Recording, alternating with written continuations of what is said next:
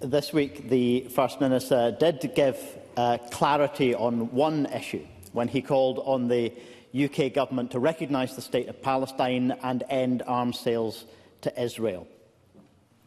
But the same clarity is needed on the Scottish Government's devolved responsibilities in relation to Israel's genocidal action against Palestine.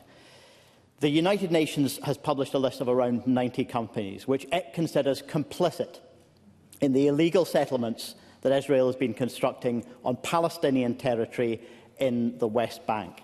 Now, back in November, my colleague Ross Greer asked the former First Minister to agree that these companies should be banned from receiving public grants and contracts here in Scotland from within the devolved government's responsibilities.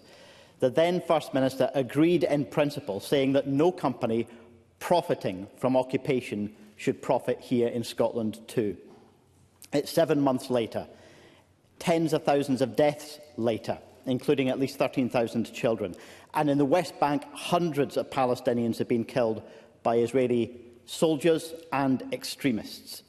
And yet the Scottish Government has not yet taken this action to ban companies on the UN's list of complicit companies from receiving grants. So will the First Minister send a very clear signal today, immediately banning these companies from receiving grants and other support from the Scottish Government? First Minister.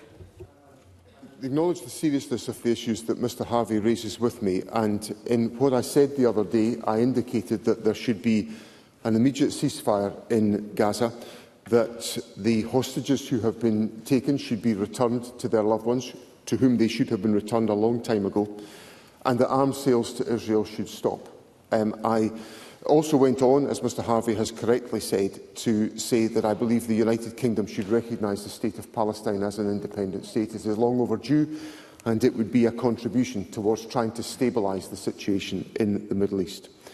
So I hope Mr Harvie takes from that the direction of my thinking on this matter and my desire to do as much as I can to help resolve the situation from our position. I will look carefully at the points that Mr Harvie has raised about any support for companies that are involved in this activity. Our enterprise agencies have appropriate safeguards in place to ensure that any funding provided is used only for the specific purpose for which it is intended.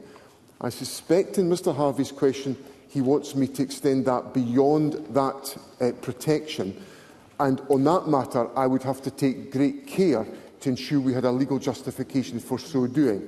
But if Mr Harvie and Mr Greer would care to provide me with the material about which they are concerned, I will investigate that and determine if there is more that the Government can do, and I will of course update Parliament on the basis of those investigations. Patrick Harvie. I strongly agree with every element of what the First Minister has said the UK Government should do, but he is not yet providing clarity on what the Scottish Government should do within its powers. I mentioned those companies on the list the UN deems complicit in West Bank settlements, illegal Israeli settlements in the West Bank.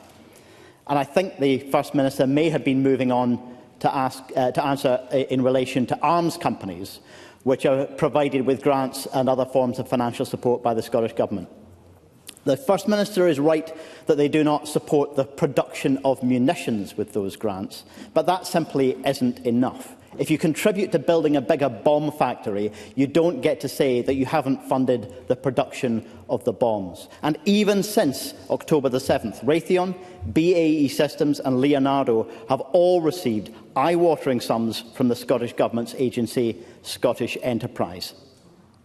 This is in a time when the world is recoiling in revulsion at the appalling attacks, including the most recent attacks against Palestinians sheltering in Rafah. It is shocking and inexplicable that at the same time as the Scottish Government is calling for an end to arms sales, they are directly funding these manufacturers. Will the First Minister change this policy immediately? First Minister. Well,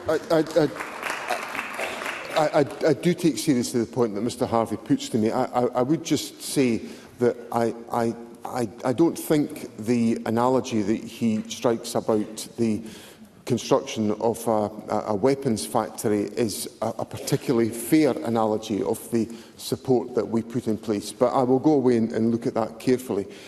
The point I was going on, that I was essentially raising in my earlier answer, is that there will be a legal basis for us applying safeguards in relation to the issuing of grants. But we have to have a legal basis for saying why, on other issues not related to the Israel-Gaza conflict, that we would have a basis for not providing a grant. And that's not me being pedantic. That's just simply the legal basis upon which the government has got to act, and we have to always act within the law. I have to take the views of the law officers deadly seriously in the actions that we take.